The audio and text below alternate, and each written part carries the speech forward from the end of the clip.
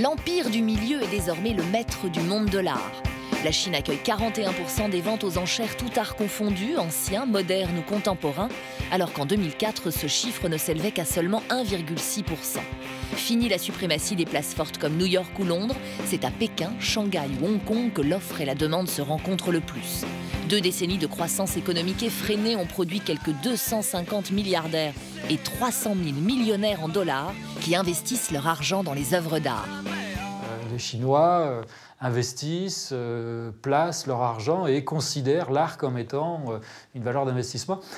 Ils ont aussi une valeur affective et ils sont en train d'acheter à la fois leur patrimoine ancien et évidemment l'art moderne et l'art contemporain. Donc il y a à la fois un afflux de richesse, un marqueur social, on achète de l'art moderne et contemporain, et aussi un peu de patriotisme parce que les Chinois achètent essentiellement des artistes chinois.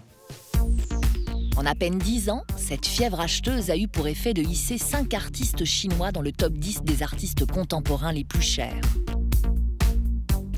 On est dans un phénomène spéculatif, tout à fait, qui est alimenté à la fois donc par la richesse de ce pays, qui est alimenté par une production importante. Il y a un nombre très important d'artistes. Ça vient du fait qu'il y a d'abord 1,3 milliard d'habitants en Chine. Donc statistiquement, vous imaginez bien qu'il y a un nombre important d'artistes. Et aussi un nombre important de marchands d'art et de galeristes internationaux installés à Hong Kong, première place mondiale pour les enchères, ou à Pékin et Shanghai, là où se trouvent les artistes. Le galeriste Kamel Menour préfère rester à Paris, mais cela ne l'empêche pas de présenter bientôt une œuvre de l'artiste chinois Wang Yongping. Ce dernier vit à Paris depuis plus de 20 ans, mais ses œuvres attirent les acheteurs chinois que la distance ne refroidit pas.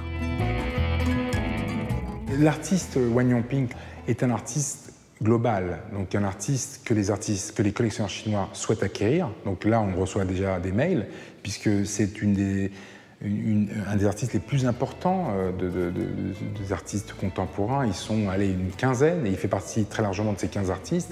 Donc on a déjà les collectionneurs qui nous demandent, parce que les collectionneurs chinois sont avides aujourd'hui. Ils veulent être toujours en première ligne et avoir la possibilité de dire oui ou non. Moins conceptuelle, plus figurative, plus pop art est l'œuvre de Yue Minjun. Cet artiste chinois de Pékin est devenu célèbre à travers le monde avec ses autoportraits au large sourire. Pour la première fois en Europe, la Fondation Cartier lui consacre une rétrospective.